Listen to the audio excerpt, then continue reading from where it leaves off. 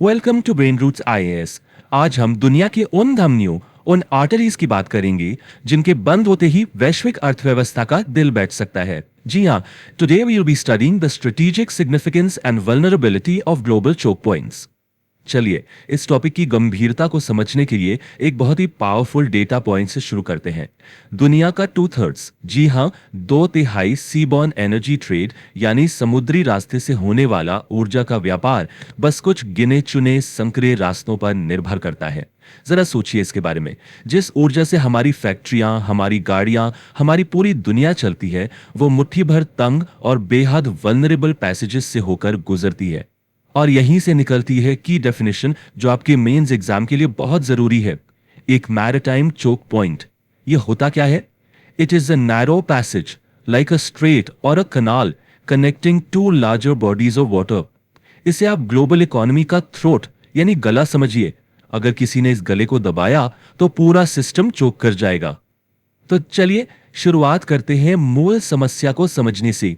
आखिर वैश्वीकरण की ये धमनियां, ये आर्टरीज ऑफ ग्लोबलाइजेशन इतनी ज्यादा फ्रिजाइल, इतनी नाजुक क्यों हैं? तो जैसा हमने अभी समझा, ग्लोबलाइजेशन कोई खुला महासागर नहीं है, बल्कि ये क्रिटिकली नैरो और वल्नरेबल आर्टरीज का एक नेटवर्क है।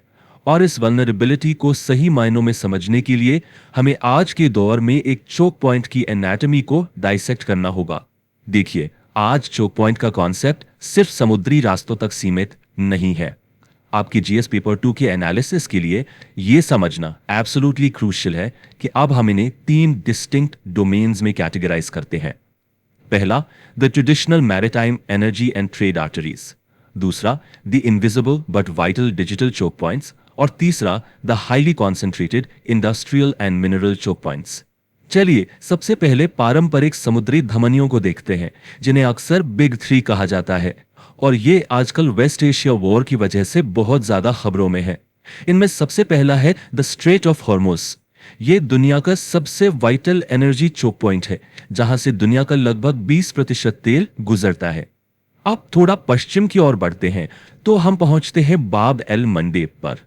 अपनी खतरनाक समुद्री धाराओं की वजह से इसे गेट ऑफ टीयर्स भी कहा जाता है, और यह स्ट्रेट सुएज कनाल का क्रिटिकल गेटवे है। मतलब अगर आपको सुएज कनाल से गुजरना है तो आपको पहले यहां से निकलना होगा। यह रेड सी को गल्फ ऑफ एडन से जोड़ता है और यूरोप एशिया ट्रेड का मेन गेटवे है।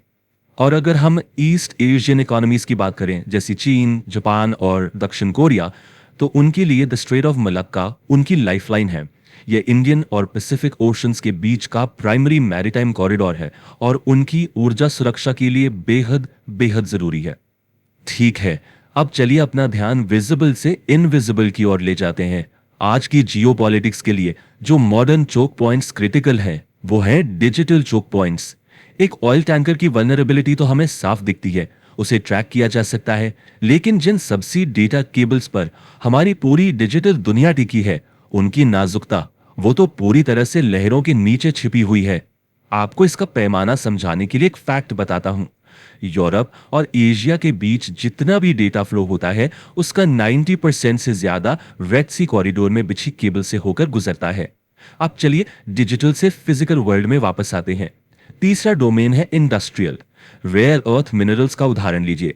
उनकी रिफाइनिंग प्रोसेस एक इंडस्ट्रियल चोक पॉइंट है, जो लगभग पूरी तरह से चीन में कॉन्सेंट्रेटेड है।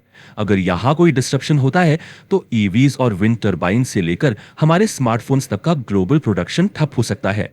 तो सवाल यह है कि क्या होता है जब ये धमनियां, ये आर्टरीज असल में ब्लॉक हो जाती हैं? हमें इसके लिए कोई कल्पना करने की जरूरत नहीं है। The recent West Asia war इसके विनाशकारी प्रभाव की एक रियल टाइम केस स्टडी हमारे सामने पेश करता है। जब भी कोई चोक पॉइंट डिसरप्ट होता है तो एक चेन रिएक्शन शुरू होता है, जिसे हम बॉटलनेक इफेक्ट कहते हैं। इसके स्टेप्स आप नोट कर सकते हैं। पहला, डिसरप्शन। फिर जहाजों को रीराउटिंग करना पड़ता है, इससे फ्रेट और इंश्योरेंस कॉस्ट्स आसमान छूते हैं। और अंत में इसका असर हम सब पर यानी आम उपभोक्ता पर पड़ता है, जिससे ग्लोबल इन्फ्लेशन बढ़ता है।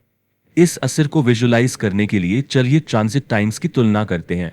सुएज कनाल रूट से एशिया से यूरोप तक पहुंचने में लगभग 25 से 30 दिन लगते हैं, लेकिन जब जहाज़ों को अफ्रीका के केप ऑफ गुड होप के रास्ते रीरूट होने के लिए मजबूर किया जाता है तो यही यात्रा 35 से 44 दिनों तक बढ़ जाती है। अब आपको शायद लगे कि 10-14 दिन ही तो हैं, इससे क्या फर्क पड़ता है? वेल, ग्लोबल सप्लाई चेन्स के लिए ये अंतर एक कैटास्ट्रफी है। लेकिन डिसरप्शंस सिर्फ इंसानी संघर्षों के कारण नहीं होते। एक बहुत ही चिंताजनक नया ट्रेंड उभर रहा है जिसमें प्रकृति खुद अपने चोक पॉइंट्स बना रही है और इसमें क्लाइमेट चेंज एक प्राइमरी डिसरप्टर के रूप में काम कर रहा है। पनामा कैनाल एक क्लाइमेट इंड्यूस्ड चोक पॉइंट का सबसे बड़ा उदाहरण है। गंभीर सूखे की वजह से वहां की गैटुन लेक में पानी का स्तर बहुत कम हो गया है। नतीजा, अथॉरिटीज को हर दिन गुजरने वाले जहाजों की संख्या पर रिस्ट्रिक्शन लगानी पड़ी है, जिससे वहां जहाजों की एक परमानेंट क्यू बन गई है और यूएस एशिया ट्रेड रूट बुरी तरह से बाधित हो गया है। तो इन सब मल्टी डोमेन वल्नरेबिलिटीज को देखते हुए भारत जैसा राष्ट्र, जिसकी एक विशाल तट रेखा है और जो आयात पर बहुत अधिक निर्भर है, वो कैसे प्रतिक्रिया दे रहा है? यही हमें भारत के स्ट्रेटेजिक विजन की ओर ले जाता है, जिसका मकसद है रिजिलियंस बनाना। भारत की प्राइमरी स्ट्रैटेजी है रिडंडेंसी बनाना। यहां कीवर्ड है रिडंडेंसी।